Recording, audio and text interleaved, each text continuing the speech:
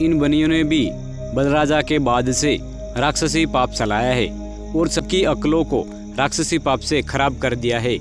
और इन बनियों का गिरोह हिंदुस्तान में से रावण की तरह से पाप कराने को निकला है।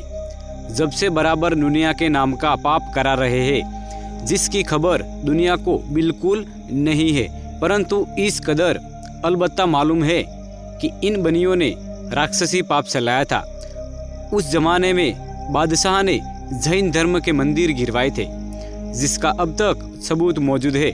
बल्कि इसका हाल तवारीखों से जाहिर होता है कि जिस कदर मंदिर के अंदर पुतलियाँ थी, उनकी नाकें तक काट ली थी। इससे उनकी सूरतें बिल्कुल बदल गई थी। सो सब संसार के लोग जानते हैं, परंतु मंदिरों का गिरवाना और पुतलियों की नाकें का कटवाना, नाकों का काटना इस वजह से हुआ था कि इन सौदागर महाजनान ने राक्षसी विद्या का पाप चलाया था। इससे मंदिरों को और मंदिरों की पुतलियों को बादशाह ने तुड़वाया था। परंतु सौदागर महाजनान अपने फरेबी हिले से कब बाज आते हैं। बल्कि यह तो उसी तरह से राक्षसी पाप चला रहे हैं जब से अब तक किसी को भी इनके राक्षसी पाप की खबर नहीं है। परंतु अब मुझको राक्षसी पाप से इन बनियों ने दुखी किया है। जब मुझको इनके राक्षसी पाप की खबर पड़ी है, जिससे मैं इन बनियों के राक्षसी पाप के दफे कराने के लिए कोशिश कर रहा हूँ। सो तुम सब संसार के आदमियों और राजा बादशाह को एक दिल होकर इस काफिर विद्या को छोड़ाओ, जब तुम्हारी औलाद बचेगी। और पहले इन बनियों ने राक्षसी पाप चलाया था। सो जब बादशाह को खबर पड़ी थी तो बादशाह ने इन बनियों को सजाएं दी थी। जब सच सच बोलकर अपना पाप बता दिया और पाप को छोड़ दिया और आइंदा के वास्ते यह इकरार हाथ जोड़ के और कसमें खाकर किया था कि ये बादशाह, अब हम सौदागरों से दुनिया के नाम का पाप नहीं होगा और अब के कसूर को अपना बाल बच्चा जान के माफ करो और छोड़ दो। इसी तरह से बादशाह ने सौदागर की कसम का भरोसा करके सौदागरों को छोड़ दिया। परंतु इन सौदागरों ने कसम का डर करके 2-3 पीढ़ी तक तो राक्षसी पाप का करना बंद कर दिया। परंतु इन बनियों ने अपने दिल में ख्याल करके कि अब हम अपना राक्षसी पाप करेंगे तो अब हमारे जाल की खबर किसी को भी नहीं होगी। इससे इन बनियों ने फिर अपने राक्षसी पाप का करना शुरू कर दिया है। और जब से कि राक्षसी पाप का करना शुरू किया है, जब से संसार के लोगों को गारद कर रहे हैं, सो मैं आप लोगों के समझाने के वास्ते राक्षसी विद्या का हाल लिख रहा हूँ। यह बनिए बड़े जाली और बदकार है कि बादशाह से कसम खाके भी बाज नहीं रहे हैं, तो अब किस तरह से रह सकते हैं। सो अब तुम राजा बादशाह इन बनियों का भरोसा न करके इनके पाप को फौरन छोड़ाओ और पहले बादशाहों की तरह से इन बनियों के कसम धर्म न लोगे और न अब इनके धोखे में आवोगे, क्योंकि इनके कसम का कुछ भरोसा नहीं। अगर बादशाह को ऐसा मालूम होता कि यह बनिए अपने कसम पर न रहेंगे और हमसे ही करेंगे, अगर से बादशाह को ऐसा मालूम होता तो इन बनियों को हरगिज जिंदा न रहने देता और न कसम का भरोसा करते। परंतु ऐसा बनियों को नहीं जानते थे कि जैसा यह बनिए कर रहे हैं। यह सब हाल कुल जहान में प्रकट है।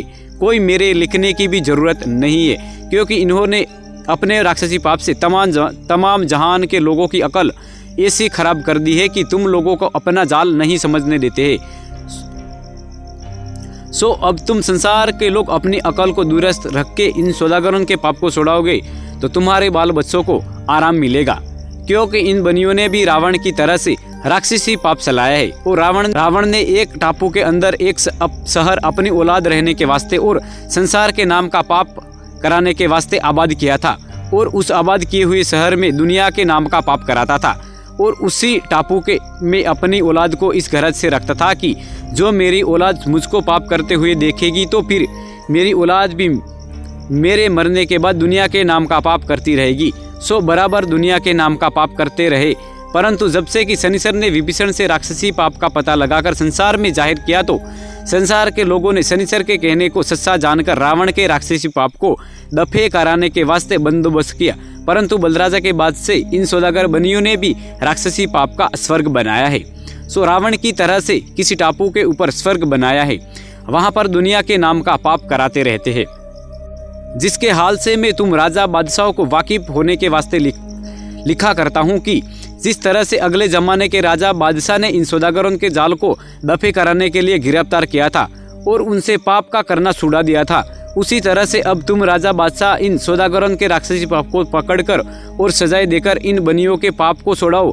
अगर से इनके पाप को छुड़ाने में तुम राजा बादशाहों ने गफलत की तो यह बनिए अपने राक्षसी पाप से 7-8 विलायतों के लोगों को गारत कर देंगे, क्योंकि यह सौदागर महाजन मैं अपनी औलाद के दिल मंडल से उठकर दुनिया के नाम का पाप कराने के वास्ते निकले हैं। जब से अब तक बराबर दुनिया के नाम का पाप करा रहे हैं, परंतु पाप करने वाले बनिए हिंदुस्तान के बनियों से मिले हुए हैं कि जहाँ पर दुनिया के नाम का पाप कराते हैं वहाँ पर हिंदुस्तान के बनिए उनके वास्ते हमेशा खर्च भेजते हैं। परंतु बानी मुबानी यह हिंदुस्तान के बनिए हैं, क्योंकि यह जिस कदर पाप करने के लिए हुक्म लिखकर भेजते हैं वो उसी कदर बमूजिब हुक्म के तामील करते हैं, क्योंकि वो पाप के करने वाले बनिए इन हिंदुस्तान बनियों के नौकर है। सो जैसा कि हुक्म ये बनिए देते हैं वैसा ही वो करते हैं, और वो पाप करने वाले वहीं पर रहते हैं और रात दिन दुनिया के नाम का पाप करते हैं। सो हिंदुस्तान के बनियों को पाप करने की जगह मालूम है, सो इन बनियों को सजा वगैरह दी जावे और गिरफ्त किया जावे तो यह बनिए शक्ति के सबब से पाप करने की जगह को बतला देवेंगे, और बाद मालूम होने पाप की जगह का उस जगह पाप की जगह का निशान ही मिटा देना चाहिए और पाप को इन बनियों से छुड़ा देना चाहिए। तो फिर वही जमाना हो जावे कि जैसा पहले था कि जो गरीब शख्स जग कर लेता था, उसी तरह से इन बनियों का पाप छोड़ा दिया जावे तो इस जमाने के गरीब गुरबा भी पहले जमाने की तरह से जग कर लिया करेंगे। क्योंकि पहले मुझको भी इनके जाल की खबर नहीं थी, परंतु जब से मुझको इन बनियों ने अपने राक्षसी पाप से कल पाया है, इससे मुझको इन बनियों के राक्षसी पाप की खबर पड़ी है कि अब तमाम जहान के बच्चे गारत करने के लिए यह राक्षसी पाप चलाया है। इससे मैंने तमाम जहान के बच्चे बचने के लिए यह काम अपने ऊपर उठाया है कि यह सौदागर महाजनान तमाम जहान के बच्चे मारने की गरज से राक्षसी पाप कर रहे हैं और कच्ची उम्र में मार देते हैं। इससे मैंने तमाम जहान के औलाद को बचाने के वास्ते यह काम अपने सिर पर उठाया है और दिन दिन तुम लोगों को इनके जालों से वाकिफ करता फिरता हूँ। और जो कोई बात किताब के पढ़ने से तुम्हारे समझ में ना आवे या मेरे मुलाजिम या मुंशी के समझाने से समझ में न आवे, जो मैं शहर शहर में मुलाजिम करके भेजूंगा, तो उसकी दलील तुम संसार के लोगों और राजा बादशाह मुझको बुलवा कर कहो या नहीं पूछो और समझो या मुझको अपने पास बुला लो, तो मैं तुम लोगों को इन सौदागरों के जाल से वाकिफ करके अच्छी तरह से समझा दूं कि जिस तरह से इंद्रजाल का जाल चलाया है और इसी जाल से बुद्धि भ्रष्ट की है। परंतु अव्वल तो राक्षसी पाप राजा रावण ने और हरनाकुंश और कारण बादशाह ने चलाया था, परंतु जबकि रावण के भाई विभीषण को रावण के राक्षसी पाप की खबर हुई तो विभीषण ने इस बात का ख्याल करके कसम खाई कि जो दुनिया के नाम का पाप हो रहा है वो मैं नहीं होने दूंगा। सुना से विभीषण ने कसम खाई हुई का लिहाज अपने भाई रावण को दुनिया के नाम का पाप करने से रोक दिया और कसम को विभीषण ने कायम रखा और अपनी जिंदगी में विभीषण ने अपनी औलाद की जिंदगी में रावण का राक्षसी पाप नहीं चलने दिया और कसम खाई हुई का असर विभीषण ने कुल जहान में जाहिर कर दिया।